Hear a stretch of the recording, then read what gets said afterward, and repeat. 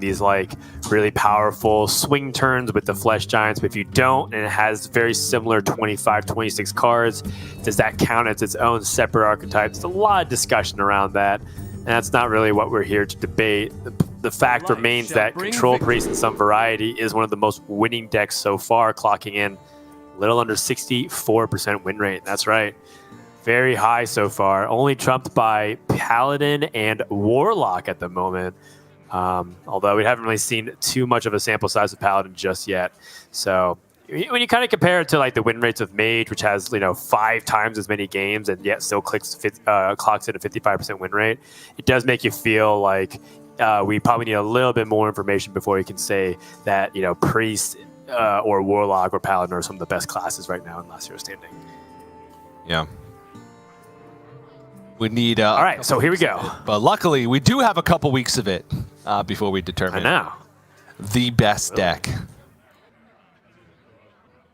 All right, well, here we go. Game number 1 already underway. Nalguidan, a little bit of a haircut. Okay, all right. And we have him on a full mulligan, and Eddie is going to keep the Venomous Scorpid, recognizing that he might need to be able to have some early game curve, maybe the Scorpid able to challenge an early Font of Power minion. Just doesn't want to make sure that he has plays and he's not just hero power passing first couple of turns in the game. Naggadon is on that Font of Power, and he finds not the most impactful minions, but stuff that I guess is playable if he can't find anything else better to do.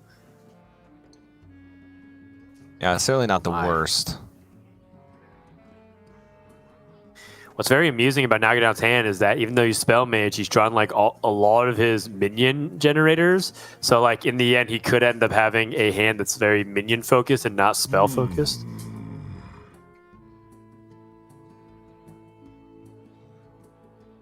Which can work in your favor a lot of the times as Mage.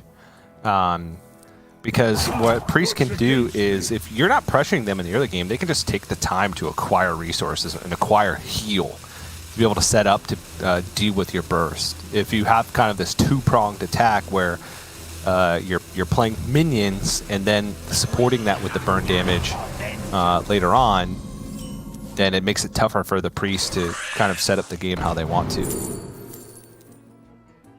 Very much so. Setting up the way you want to. This palm reading does seem quite intriguing from my point of view, and seems like Eddie agrees. You just kind of need ways to deal with Mage, and just like they have a bunch of tools and tricks up their sleeves that you don't have visibility into. Simply, unless you find the Minor under Lucia, simply because of the amount of resource generation that they have, you can do the same exact thing as Priest, which makes it a matchup that has a lot of volatility to it. Well, that was an interesting choice because Naggadon had the option of Refreshing Spring Water, which is still one of the best cards in Mage despite its change to 5 mana. But realized that his hand was already quite full, and he has Cram Session and Font of Power in hand as well, plus some expensive minions that... When was he realistically going to play Refreshing Spring Water, if that was the case?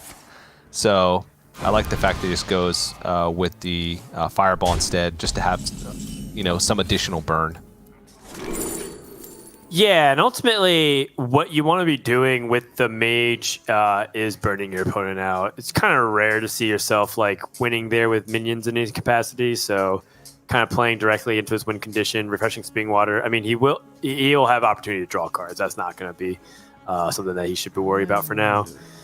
Speaking of what kind of cards he can draw, Eddie could pick up any one of these spells that he just did off of Palm Reading.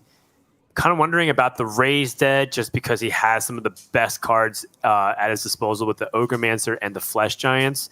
Flesh Giants have seen no progress in the category of discounts, though, so it's not like they are particularly powerful there. Not to mention that Raised Dead does have this liability factor in the matchup where like you sometimes take a little bit too much damage and Mage can burn you. But that's not really a concern right now, considering that Nalguidan hasn't really gone for bunch of spell discounts and spell damage. He's just pretty much gone for resource accumulation with no ramp. So I think that's okay. The other side of it is that maybe there's a spell in his deck with Thrive of Shadows, or he's confident just building up his board with Psyche Split too. So I think this makes sense. If he feels like Thrive in the Shadows, he really wants to find a way to get the discounts going, and he finds a Devouring Plague, which is huge for his Flesh Giants. Yeah, pretty massive. Because for those who are not familiar with the Flesh Giants deck, it's every single instance of healing that you get on your turn. Devouring Plague, since it shoots and missiles, it gives you 4 points of discount, essentially, for the Flesh Giants. Assuming you have the health to be able to make that happen, right? You need to be able to heal for 4 in that case. We'll see if Eddie's going to be able to utilize that combo. For now, though, Ogremancers on 5. Tough for Mage to deal with in any capacity. Nalguidan has one of the cleanest ways to remove it with just a Fireball with spell damage already on board. There's a better way to go about it, though. Maybe he could not have to use Fireball. Maybe he can use Devolving Missiles instead. Devolving Missiles has the added benefit of ruining the Raised Dead.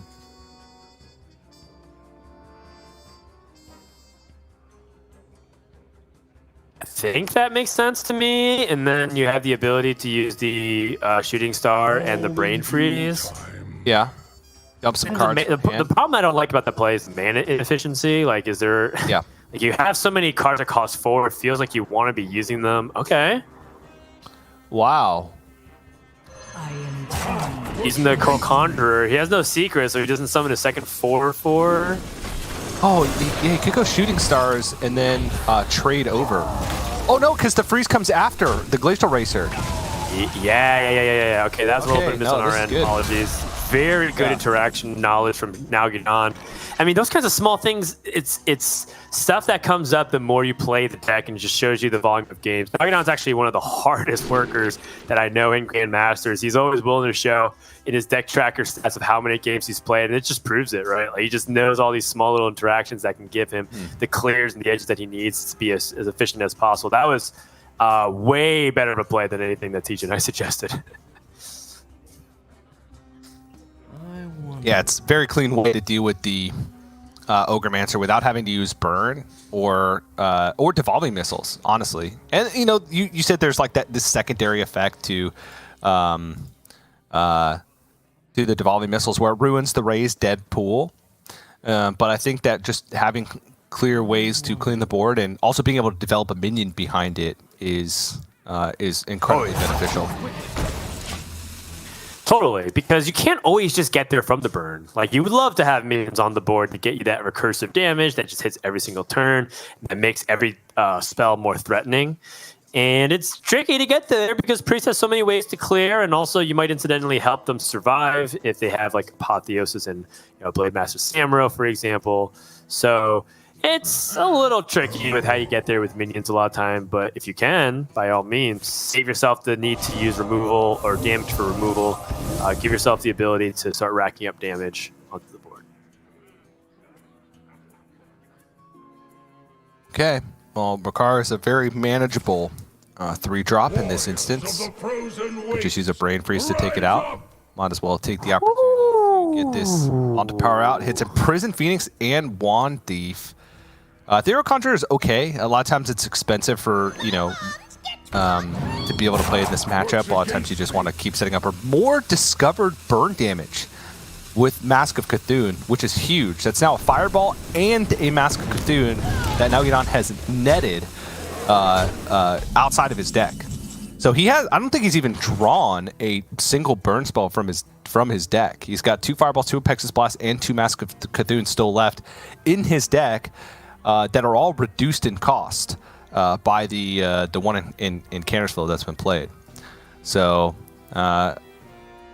Nalguidan, I think, in a fantastic spot in this match, still being able to find ways to get value out of these minions. Yes. I mean, he is basically doing to Priest what Priest does to other classes in a way, just like staying ahead through a bunch of generation, and ultimately, it's like kind of down to Eddie to show that he has the ability to turn this game around. He's trying to bide his time, we see Eddie's game plan very clear, which is the Flesh Giants, the Ysera. Those are the ways that he could potentially win. Maybe even one of these heavy-hitting dragons. Crimson Hothead is the most versatile in terms of how you can squeeze it into turns. Ends up going for it right now because I think he just wants to prevent the minion damage to being too high. He doesn't need his life total to go that low in order to activate the Flesh Giants. This Devouring Plague is nice to kind of get to that goal as well. Nicely done so far by Eddie. A second flow. Okay. All right. So possibility for Chain of Draws here, since he still has double Refreshing Spring Water and another Arcane Intellect in his deck. So Nalguidan could just start with Flow plus Arcane Intellect if he wants. Don't think this is a mask turn just yet. Because he'd be getting rid of his board and pushing 9, but not like developing anything behind it or acquiring resources behind it. I feel like he just wants to kind of follow up the burn. Play burn spell, then follow that up with more burn spells and just kind of acquire more resources. But yeah, I agree with that. well, he's gonna take an even different path here and go for the Etheric Conjurer again, just prioritizing playing his minions while he can. Because if his minions stick, then it makes the burn path much more easier. It makes these masks easier to stick the additional damage. Just make things much cleaner overall, and empties cards that may be harder to use in the future out of his hand. So I like the way that Nalguidan's been playing this. Yeah, one of the more interesting concepts when I was first learning Hearthstone was hearing, I believe it was from Raynad, who was saying back, it's like 2015 or something. It's like, if you think about it, all your spells have charge because they have the immediate impact of like targeting what you want to and having the immediate result. The minions don't, unless it says so. In this case, we don't really have charge much in Hearthstone. We have Rush. There's a few charge minions, of course. And that same concept, it's like these are the more expensive cards that are hard to use versus the spells have the immediate impact to deal damage onto the board. So setting yourself up so that way you can have the most powerful turns usually involves setting up the minion first. And I think this is kind of taking that core fundamental concept and applying it in modern form through a couple of different abstract ways. Like you get the minion on the board, but cards like Etheric Conjurer are hard to use, and his hand's going to become more difficult to use when he finds Cram Session, and Refreshing Spring Water needs to make sure that his hand space is not an issue whatsoever in order to set up for those things. And so Nalguidan, he has to go up against these Flesh Giants. These Flesh Giants are very intimidating, but now with 2 mana discounted per spell, this Arcane Intellect pays for itself and then some, finds 2 masks. He's got 21 damage of random damage through the form of the 3 Mask of Cthulhu's. Works against me. Yeah, the problem is here that this is a pretty big push from Eddie, and Eddie has follow-up. He has Apotheosis, he has Ysera. He's not going to stop here with this board. So, a little bit scary if you're Nalguidan this instance, but because he has such cheap burn available in his hand, I guess he's not too particularly worried. But still needs to find a way to deal with these giants eventually, because 3 masks in hand means he wants a clear board to be able to go for anything. Ysera's going to come down, and that's 28 health on board. Oh, picks a mirror entity. Nice! Yeah, that helps. It certainly does help because it makes things like Flame Strike and other cards clear just a little bit better if he's able to find it somehow. But it doesn't address the issue that Priest is coming for the Mage. Eddie has been setting up for this swing turn. He's got a little bit extra burst. Has to kind of defuse that last secret. Hasn't played a spell yet. Kind of wondering if any kind of counter spell situation, he could burn it with a different card, like Desperate Prayer, for example. He'd use like Nightmare on a Flesh Giant if it's counterspelled. No big deal. If it's not, then he gets to trade over the Ysera and take a lot of damage off the board.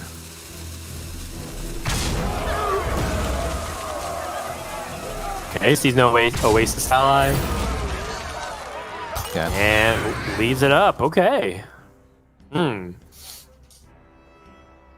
would seem like a really tough turn with a couple of different possibilities of what Eddie could have done. Ends up kind of doing like the least amount that he felt like he could. What's he trying to accomplish here, TJ? Is he trying to like just take this game further? Is he specifically playing around a series of cards that he thinks is in Nalguidan's hand? I honestly think that he's just trying to play around the possibility of Mask dealing massive damage to him, right? By just keeping as much health on the board as possible and not giving more minion power with the possibility of Netherwind Portal. But Nalguidan ain't stopping. +2 spell damage on the board means he can clean up a lot of this, especially if he picks up some like nice targeted piece of removal here.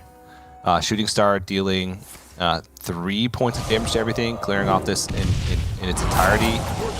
And then a Pexus Blast does 7. Fireball is 9. He could just Fireball Ping and still be able to push the 4 with Ysera.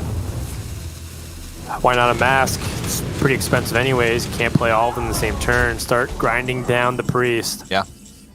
And that minion damage really coming in handy. More importantly, you can start to see the impact of spell damage minions like Imprison Phoenix. So hard to deal with.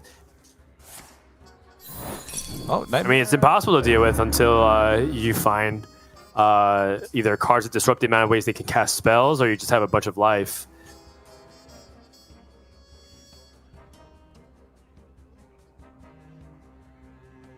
Area.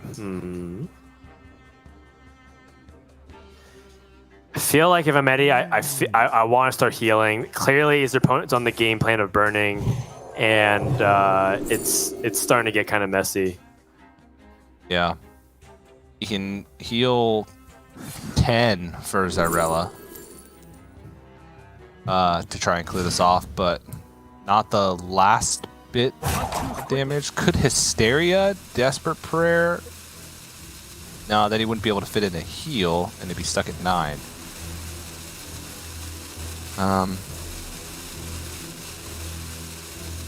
Oh, and your Sarah Awakens is just not that great here, so he is limited by what he could be doing. Zyrella to try and wipe as much as he can of the board. Still a decent amount of damage dealt. Naggadon has a second fireball. Jeez. Okay. So what's stopping Nalguidan from just straight up setting up a burn plan here? Yeah, maybe go like trade Mask Fireball Ping. That sets up for Fireball Pexus Blast Ping. Oh, he wants to keep the minion on board. Oh my goodness, that's not what you want to see. I guess you could just hero power it down. It's not the biggest of deals. Yeah. So the only issue I see with leaving the minion on board is it gives Eddie a possible Apotheosis Hysteria play. To heal back up. Right. That's why he even played a mirror entity. He would have netted more damage if he had traded in Masked and then like pinged face, right? Or I'd just like trade Mask Fireball Ping. You push 17, and then you have Fireball Pexus Blast Ping the next turn for lethal, and you have no minion on board, so Eddie has no way to get any Apotheosis value. But just having a minion on board, Eddie has shown time and time again that he doesn't have great ways to deal with minions. So maybe Nalguidan thinks that this game is going to go a little bit longer and that he can get recurring damage in. But still the possibility of Emerald Drake, Apotheosis, and then Hysteria on opposing minion to gain the additional healing. Yep. If you anticipate this being a problem, Got to set up the biggest amount of health that separates you two. Nalguidan very close. He's got it. Lethal. And now he has the Apexis Blast and the 2 fireballs. That's going to be game number 1 over to Spell Mage. And the Spell Mage gets that win versus Priest pretty comfortable and had no time that Priest even really challenged the Mage onto the board. And that results in a Nalguidan game 1 victory. And Priest has been eliminated for Eddie, which is, potentially a big deal. We've seen Priest be a very impactful class. So Naggadon gets that really crucial win, and now puts Eddie on the clock here, figuring out what he wants to play against. We've been seeing token Druids try to rise up and face off against Mage, and have pretty decent success with it.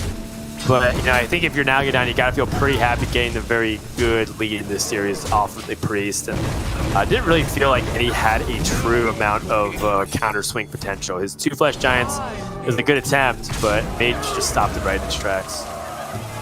Yeah, definitely a tough situation to be in overall for Eddie. Nalguidan able to put pressure on with minions, and then find the Incanter's Flows and find the burn. 2 discovered burn spells as well helped. He was able to finish the game with a fireball that he discovered from a Ruined Orb early on, so kind of rewarded for that choice, because it wasn't an easy one. He had a Refreshing Spring Water available to him in that discover as well, and at that point he hadn't played an Incanter's Flow yet. So now though, Eddie does get to move to that token Druid, so it does take a little bit of help from the Mage's side to be able to take down Token Druid. Nalguidan is playing the most anti-Token Druid version of Mage that you can play, which is he does play a Shooting Star, and he also plays Deck of Lunacy. And I think those are the 2 biggest ones, right? Because Deck of Lunacy in unfavored matchups, I think, is your best hope at trying to mount a comeback. You don't have nearly enough removal in the deck by itself with just combustions and devolving missiles and brain freezes to clear these incredibly wide boards that Token Druid's able to generate turn after turn. So being able to Deck of Lunacy and get those wide board sweeps like, Rank Orbs, Cycle of Hatred, Consecration, right? All spells that you see a lot of the time from Deck of Lunacy because of the amount of spells that you play at those specific costs.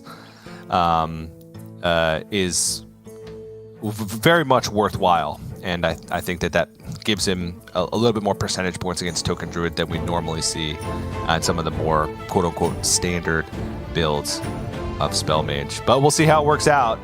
We've seen both ends of Token Druid so far today. What happens when they start with the goods, and what happens when they start with the bads. And right away, I see Eddie on coin with Gibberling in hand. That's the goods. Yep. And I see Nalguidan with the Shooting Star in the Incanter's Flow. Also the goods. Also the goods. We got a double goods going on here. Now, Eddie could whiff, right? If he ends up throwing away everything but the Gibberling, he could whiff. There's also a possibility of him, maybe holding on to Thorngrowth Sentries if he wants to just have, that full board generation with Gibberlings. But honestly, with this type of hand, I would probably just keep Gibberling if I was in Eddie's position. Guess the wait, just as a turn 2 play against Mage, oddly enough, just feels too slow, because then you're kind of going for this greed, which gives them a chance to play Counter's Flow or pick up Combustion or the tools that they need. Did he 4-keep? Huh. I mean, you don't see that every day. That is certainly cool. Warriors of the frozen What? Rise up! I think for him, he's identifying that he needs a strong possible board against Mage, and cards like Soul to Forest and stuff will be really important for that. But he also needs the resource generation, which is partially what the Gibberling and the Guest-Await represent. So I see where his head's at. I mean, if anything, it's kind of more of him believing that he has to be optimistic about what Mage or what Mage can't do to his board. So I think that's okay. You don't like it. TJ hates this. I don't like it at all. It's got no direction. There's not even a curve, right? There's not even like a general curve. His curve is Thorngrowth Sentries, Gibberling into Guess the Weight, which summons 2, and then followed up into Soul of the Forest.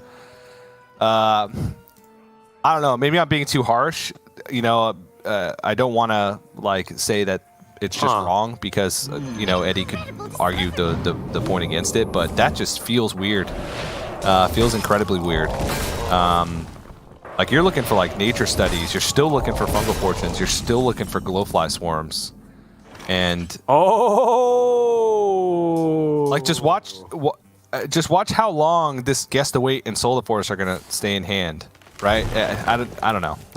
Right, but he also did have a chance of like, let's say he didn't find the fungal fortunes this turn. Let's say that Nalguidan just plays Arcane Intellect or whatever after drawing. He had this opportunity of going for the Soul of the Forest on a pretty wide board the Gibberling this turn, because he would have had the Gibberling, Innervate, Coin, and Soul of the Forest, or Pride's Fury even. So there was like this, there was an outside potential. But he didn't keep Pride's Fury or Innervate. He kept the. I don't know. I'm done talking about the Mulligan. Chance, TJ. Yeah, but I don't know. You full keep. You can't talk about. Oh, maybe if I just drew this off the top, because you had a chance to throw things away to look for it off the top. Yeah, but then you wouldn't have the cards to combo with it. Sure. Okay. Either way, I think that's something that we can maybe ask Gia to talk about. She does this awesome segment called Mull It Over, which covers over mulligan decisions from pro players in the Grandmasters program, and I would love to see what she thinks about that in particular, because I know she likes to source a lot of other opinions as well. Shooting Star coming out from Nalguidan, trying to clear off as much of the Glowfly Swarm as possible, but I mean, from Eddie's point of view, this has got to sting. Fact that half his board has just got annihilated. He does still have some good stuff, though. I mean, he's been waiting on Soul of the Forest, and this might be an opportunity to go for it. Could also end up going for Pride's Fury. This is definitely one of those moments where I'd be down for either. I think that the Soul of the Forest is a little bit more resilient, though, because Pride's Fury gets answered pretty easily by minions on the board.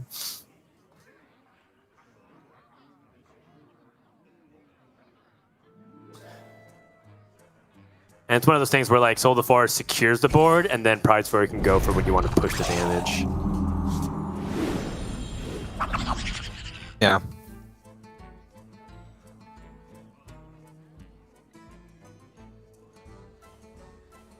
Still a little bit of debate, though. You know, like it's not super clear on what is the best currently right now. It's just like one of these things where, yeah. Because there's an Incanter's Flow discount. There's no spells left that didn't have the discount, and Nalguidan does play a Flame Strike. Ah, I like that. Yeah, there's that possibility that he just clears your board, and then Soul of the Forest is completely dead. Yeah. So wisely, I think, goes with Soul of the Forest and trades off the board, and now it has the Pride's Fury as follow-up. Another Incanter's Flow with no card draw that becomes a big challenge. This, by the way, is an argument against, a lot of the complaints that I saw from some of the players. It's not that they're wrong in their ideology. Incanter's Flow is something that is problematic because it just lets Mage do some crazy, silly stuff at a very cheap cost that feels like it breaks the fundamental rules of, card games. But at the same time, part of what makes Incanter's Flow powerful is card draw. And so hitting Mage in the card draw department does make things a little bit trickier. And you see what happens, right? You can Incanter's Flow and make your cards cost negative mana, but if you don't have ways to draw them, then you're just going to be kind of sitting duck. And that's always been the case, right? Like you think about Druid and Wild Growth and Overgrowth and Nourish back in the day, what really made those cards insanely powerful was cards like Ultimate Infestation. Cards that get you draw and refill your entire hand and just do an insane amount of stuff.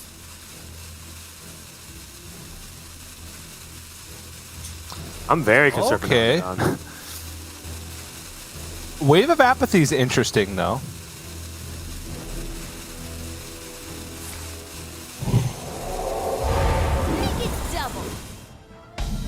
Because it does let him kind of buy turns, even if Eddie does have buffs. The problem is, it's like, well, what does he draw? to actually get there. That's only +2 or +2/+2 to everything. So 3 times 7, 21. It's not there, but I mean, he's setting up for a 2-turn lethal even through Wave of Apathy. Yeah, I mean, it's not lethal, but what can you really do as a mage unless you draw a bunch of stuff like the devolving missiles and AoE and like a taunt minion to get in the way? It's looking pretty bad for Nalguidan here. Token Druid showing you why it can be pretty reliable at really pushing and punishing the mage. Pretty much needs Refreshing Springwater here, or he has no chance. Devolving missiles. Sure. And he's still going to need to do a Pexus Blast here to try and go for a Miracle 5-drop. Yeah, I'm thinking Earth Elemental at this point. And then Wave of Even Apathy then? might keep him alive. Yeah.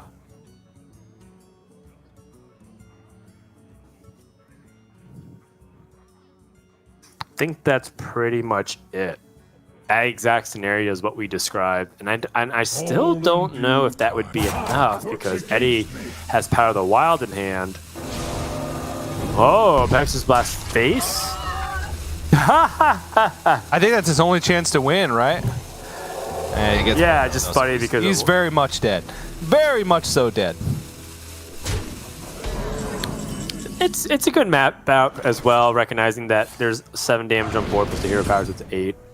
Yeah, game number 2, and Eddie goes to Eddie in quick fashion. It's going to be a tied series going into game number 3. So good job by Eddie, and in the end, kind of showing you why it is important that the Druid gets onto the board pretty quickly, having that stability, and just go to show you that like the encounters flow, right? We saw Nalguidan have it, no real support to follow up. Kind of stuck playing a bunch of single target removal, brain freezes on separate minions. It's just really tricky for Mage to handle a board like that, so it has to start racing, and the Druid will just beat you because it has strength in numbers. So look at how powerful the board got in just 2 turns, right? Like Eddie had a little small board, and then just 1 Soul of the Forest, 1 Pride's Fury turn, and that was GG. So Nalguidan, now that the Druid's on deck here, what is he going to choose? His Mage's been eliminated. He still has his Priest and his Hunter remaining, and we saw Hunter can beat that Token Druid, but it feels like Priest is a lot more reliable in this category. Yeah, it's got to be Priest. Hunter, he needs to keep in the lineup for potentially that last matchup, which would be against, I guess it's Eddie's Warlock, so even then, doesn't seem like particularly good. But we'll see. Still some time left in the series for Nalguidan to find a big win. This one's a little bit tough, especially considering Nalguidan doesn't run Natural Condemn in the deck. Nalguidan does play Devouring Plagues, he does play Flesh Giants, Blademaster Samuro, Zarella. But not having the Condemns to like deal with that first Glowfly Swarm, it hurts. It can hurt a lot. So we'll see if he can get the job done despite that. It's going to be more reliant on him kind of getting like stuff on the board early, or hitting, exactly Zarella, Blademaster plus the cards that kind of combo with it. But I mean, Eddie's got potential here for a Token Druid sweep. That is true. I mean, if he's able to repeat what we saw in the previous series with the Token Druid, getting one over the Priest, then going up against the Hunter. I mean, it all sounds a little too familiar to you, Jay. It's just not the end of the series close because there wasn't a Priest mirror in between. But I could see it happening. Let's go into the Mulligans. Now get on full mull. Oh. Not happy with it. But what is going to be kept on Eddie's side? Almost everything? Oh. Maybe not Thorngrowth Sentries.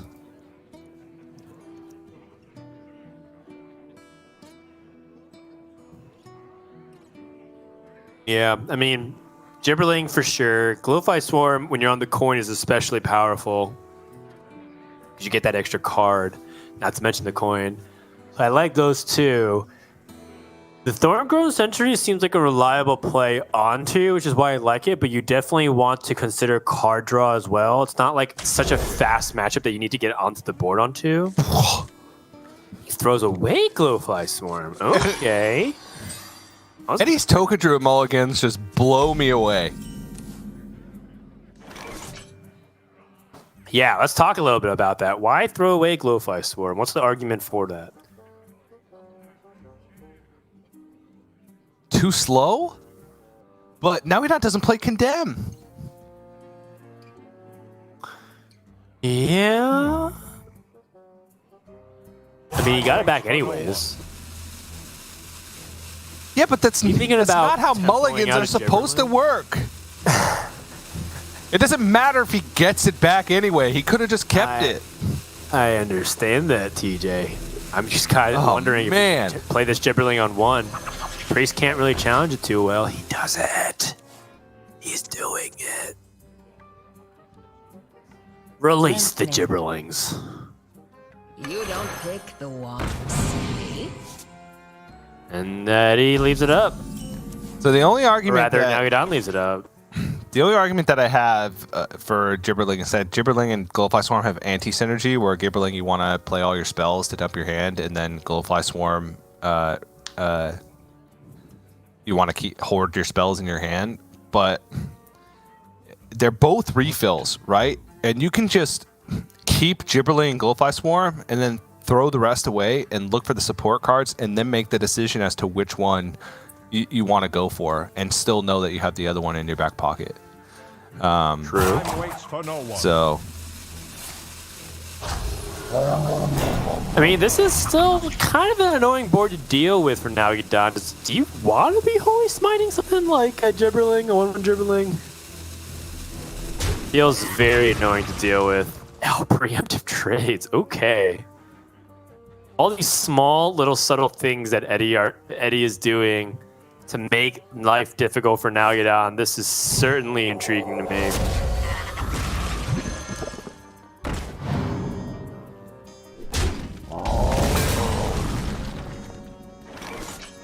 Adorable Infestation. 1 turn, a little bit late. I think that would have been an excellent thing to have for the previous turn, because you could trade it up onto the Wand Maker. I guess it's the same in his mind, though. And needs to figure out what he wants to do I wonder. this turn. And the best possible play that I see is using the Adorable Infestation. I mean, the maximum tempo right now would be to use a Solar Eclipse in the Adorable Infestation, but it feels excessive to me.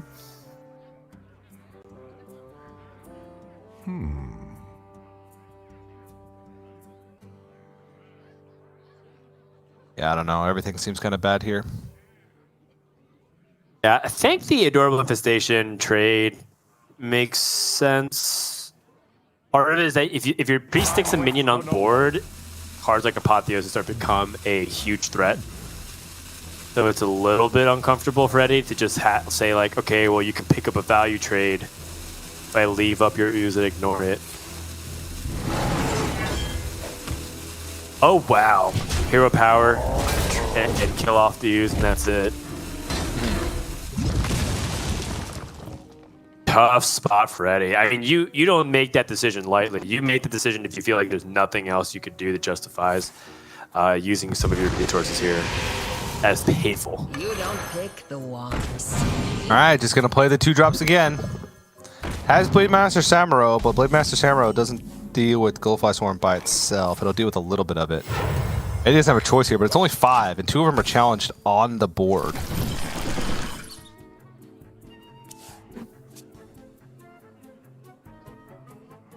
Right, 2 of them are challenged onto the board.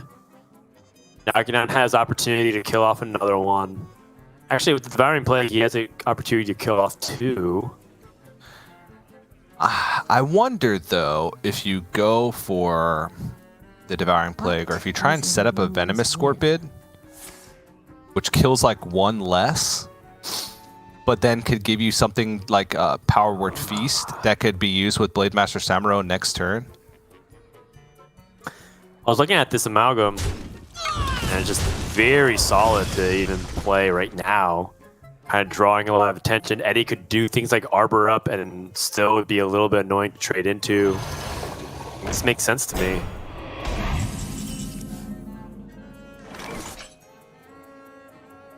All right, but what it doesn't play around is Adorable Infestation and Armor Up.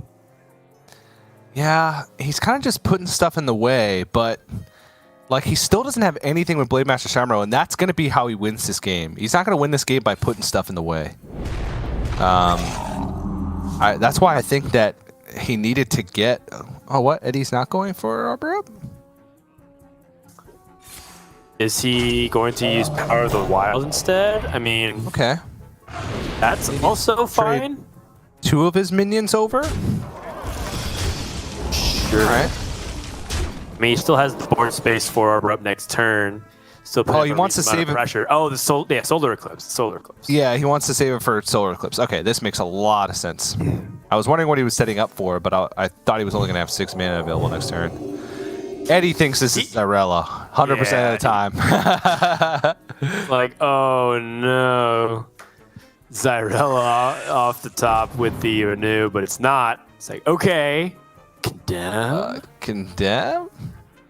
I mean, it's got to be Condemn, right? It's just so good against Token Druid, regardless of whether or not it's playable now. Yeah.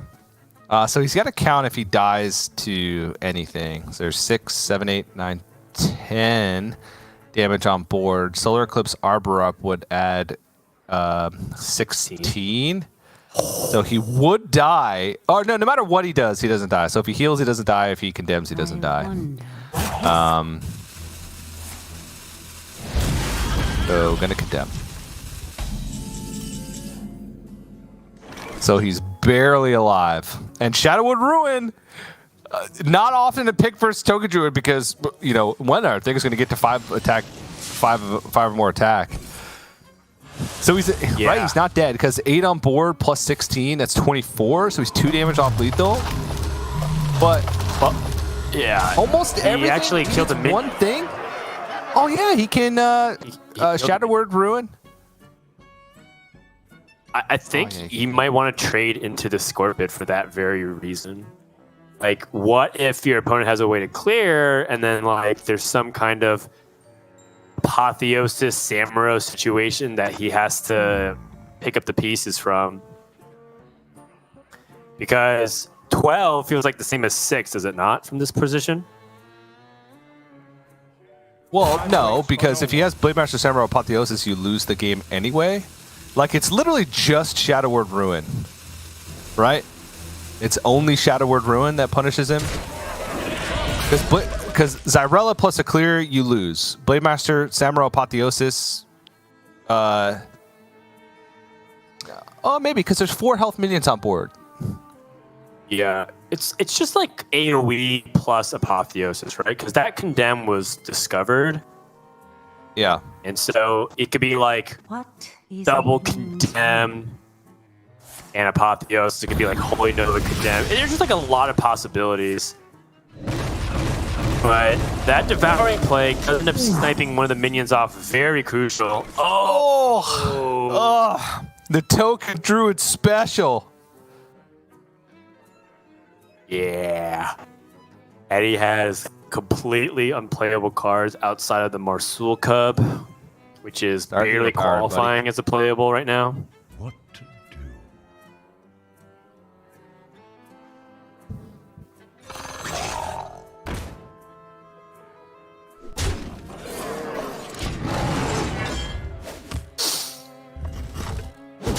And this is not a good spot. This game's over. This game feels very much over, especially if Nalguidan picks up anything to add more resources into the hand in a meaningful way like that. So the only way, or the only reason why I'm not going to call this game completely over at this point, if Eddie was playing like the standard variation of Token Druid, okay, sure, but he's playing Resizing Pouch, which Resizing Pouch is like the most miracle card ever because it's not even limited to just Druid cards. It is any card in the game with your remaining mana crystals. Well, any card that's legally playable, so Druid cards plus neutral cards, but you can get a lot of cool stuff from Resizing Pouch. All right, well, that is one of the saddest Glowfly swarms you'll see all season long. Just summoning a couple of Glowflies, and now Nalguidan has all the time in the world to set this up. I think in his mind, is there any possibility that he isn't playing another minion proactively for tempo here and developing his on his Mage Scribe? I don't think so. A little nod to the fact that Hysteria now costs 4 mana does make it a little inconvenient for things. Ooh, adding Samuro to the revive pool gets back the gruesome twosome. Wandmaker and the acidic swamp ooze. Yeah.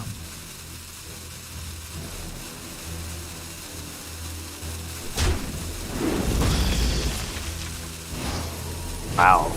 Oh, completely clearing the board. All right. What's that deal? Bungo Fortunes into double Resizing Pouch. Found the Holy. Okay. Well, guess the weight. Okay, Arbor Up, easy, less. He doesn't even have any. He doesn't have any Glowflies or Arbor Ups left. Boom. Ooh. Chain the draws. Okay. Here we go. Guess the weight again. Okay. No, Arbor Up Hero Power. Is it though? Like, don't you feel like you need a combo more? Like, Arbor Up right now is very bad, so if you get a couple of cards with it, Arbor Up becomes much stronger. Yeah. But he's also, Naggadon's at 7 life. Remaining. So he could, like, go try and find Gibberling, and then go Gibberling, blah, blah, blah, blah, blah, blah, blah, blah, Soul of the Forest, and then follow that up with Arbor Up. Like, is that his highest chance to win? But yeah, you're right. Naggadon's at 7, so I think you just kind of push and hope that his hand is all... Yikes. Nothing. Yeah, like, all this stuff is just the nail in the coffin for Eddie. Like, Naggadon had multiple ways to clear, But and just discovered a more efficient way to do it. Dan, the Resizing Pouch. Resizing Pouch. Possibilities are endless. I don't disagree, but let's see what Eddie gets. He first has to draw it. Oh my! Oh, Resizing Pouch. Oh my! Oh, but all these. Oh, Sleepy Dragon though. Sleepy Dragon. Stops it. Yeah, plays around Shadow or Death. Oh, it's awkward. Oh, Oh, no, wait, Black. Oh, this is just brutal. bummer. Funny enough, if Naggadon ended up going with Wave of Apathy, he had the Wave of Apathy Soul Meter, which is nasty for his turn. But I guess he'll have to settle for the other thing that puts a I bunch should of have picked resources Sleepy in his Dragon, man. Not that he would know. Shadow Death's not played in the deck, right? So. There is Alright, one. That was a natural copy of Shadow Word Death. Oh, okay, okay, sorry. Yeah, you're right. You're absolutely right. So yeah, Sleepy Dragon's just a choice. All right, now we need another Resizing Pouch. Bungo Fortunes into Resizing Pouch. Not to really go too much in depth of it, but Eddie right now is running out of cards in his deck to play. So he could draw all he wants. He might actually have no more bite to his bark at this point. He's got a Gibberling and a Dream. It's all you need. Yeah. Yeah. All right, Lunar Eclipse. Okay, what's like the biggest spell you can get? Not those. Time waits for Survival of the Fittest. Right. And for your what, Gibberling? for your Gibberlings. The thing is, Gibberling doesn't summon a copy of itself. It only summons another Gibberling. Well, you Gibberling, Soul of the Forest, board sticks, boom. Survival of the Fittest. Okay. I like this world where Priest disconnects and plays no cards. Yeah. Yeah, jeez. Okay. It's come down to this. Okay. Does Eddie think that he could Resizing Pouch into Deathwing? Yeah, it's actually the line. And it still wouldn't be enough because Nalguidan has Soul Mirror. Yaxaron! Yaxaron? Okay, Yaxaron, I am down. Solar Eclipse? You got to do it. Yaxaron. Well, you can't Solar Eclipse and then Resizing Pouch. No, just Resizing Pouch. This has got to be it.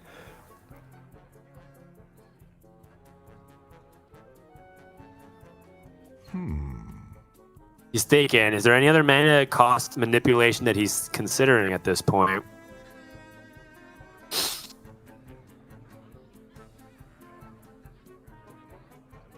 Lunar Eclipse makes Lunar Eclipse 0, then your next one costs 2 less. There's just no way to manipulate, so he gets 2 10 drops, right? No. Okay.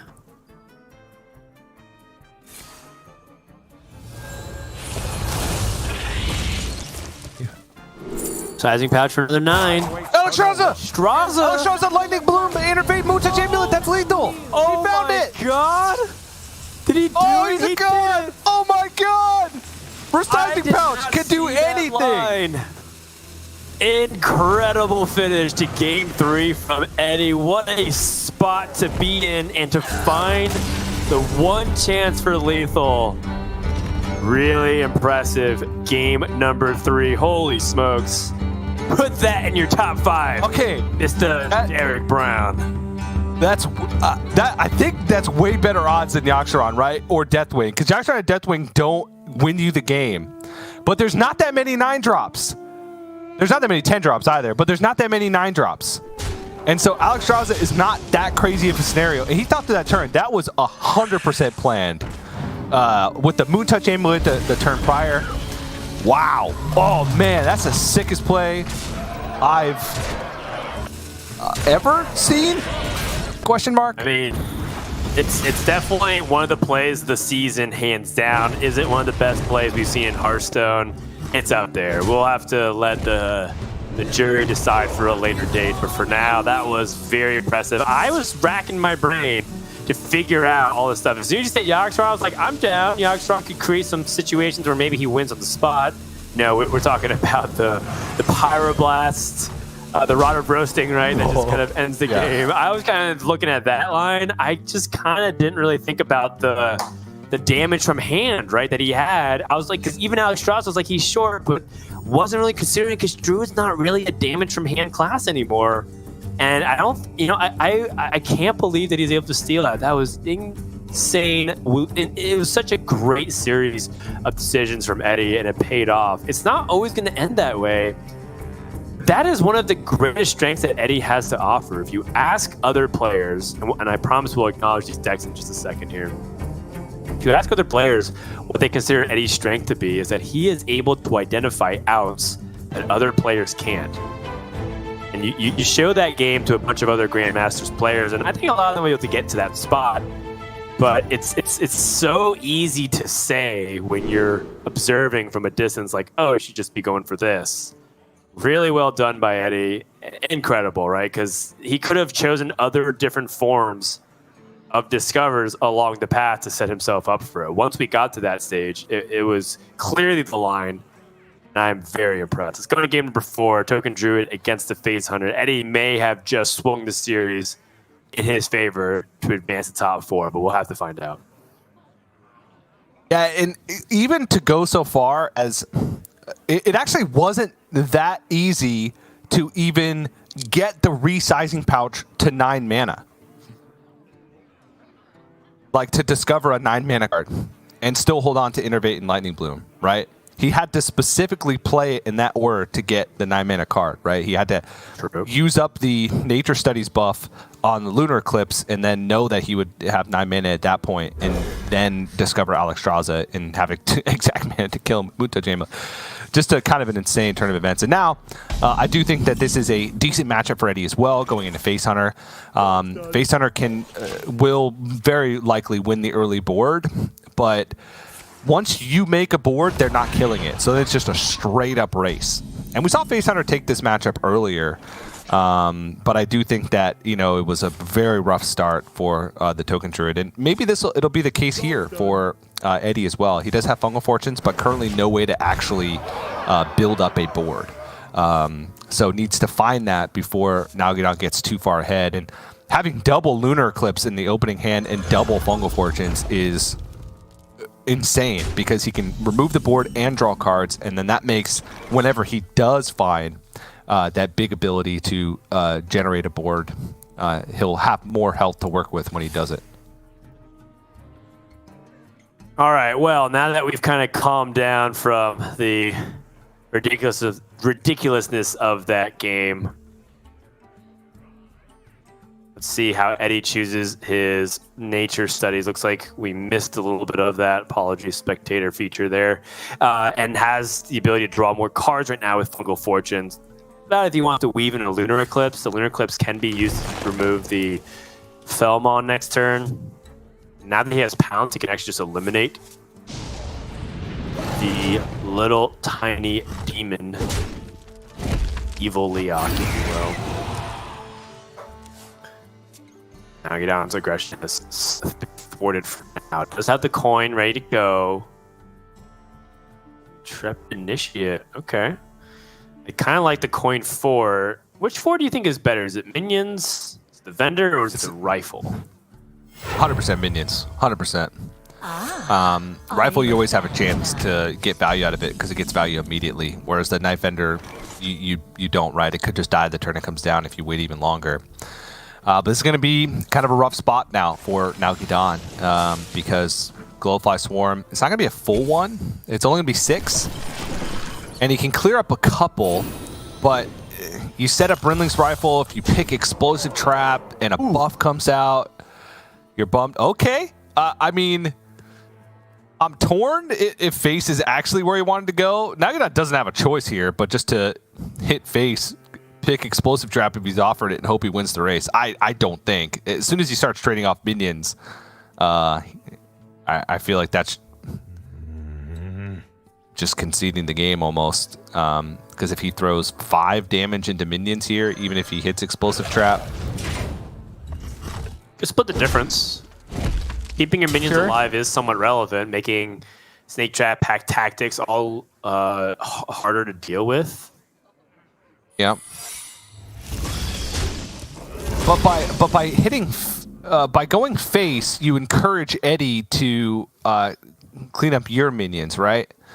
I don't know, because Eddie would have been at 14 if he had gotten Explosive Trap, which you kind of need to plan for. He would have been at 12, and he's got Piercing Shot, Quick Shot in the hand, so he would need to live for 2 more turns. And then if Arbor Up came out, yeah, I don't know. Maybe it is correct to trade in that instance.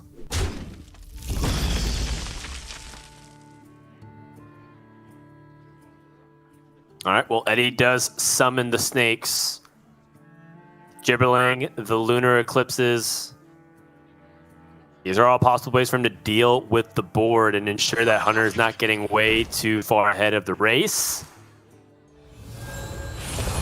Has Fungal Fortunes at the end if he desires. Time waits for no one. Very nasty turn coming out from Eddie. The Gibberlings are getting bigger in their numbers.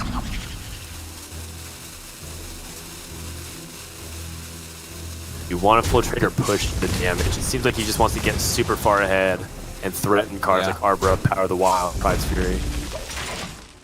Yeah, he still doesn't hit a buff, though. He just still doesn't hit one of those cards, so the threat of Explosive Trap. He does have Resizing Pouch, which I'm starting to believe should go in all these Druid decks, just based on what I saw. Yeah. Oh, he didn't hit Explosive Trap again twice in a row. Oof. One of those things too, where like you can't take too long to choose, otherwise Eddie can kind of deduce that it's not. Yeah, Eddie has to respect it no matter what. So, oh, okay. Well, now he doesn't. Whoa. So he has the solar eclipse and the power of the wild. Oh, that's actually he has 2 solar eclipses, which is pretty funny. 21 damage, I think. 22, 23. Oh no, that's lethal. It was lethal so through 6 mages on the board times 12. So that's times 12. 12 plus 6 is 18. Yeah, so there's 21. 9 damage on board plus 12. That's 21. And then he would Adorable Infestation. That's 22, 23. And then Lightning Bloom Hero Power. Plays through Explosive Trap. Does it play around Freezing Trap? It doesn't play around Freezing Trap, no. But if you just attack face, and then if you attack face and get it, then you win. If not, then you're still at 12 health and threatening lethal, right?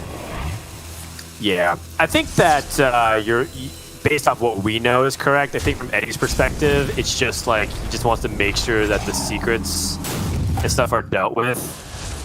He gets attacks off in time. I mean, I don't think you're ever picking Freezing Trap in that instance anyway. I don't know. Oh, jeez. Well, the good news for Eddie is that I think he doesn't matter any kind of series of draws that Nalguidan will get. I don't think that Nalguidan could win from any selection of cards that he had from his deck. Yeah. I can't believe what we just witnessed. The high highs and low lows of Eddie all captured within a span of about 5 minutes. Yeah. This guy goes from he's lucky, doing one of the coolest lines of play we've ever seen in Grandmasters into missing one of the most basic concepts, which is push damage to face or attack with your green minions. Come on, man. Yeah.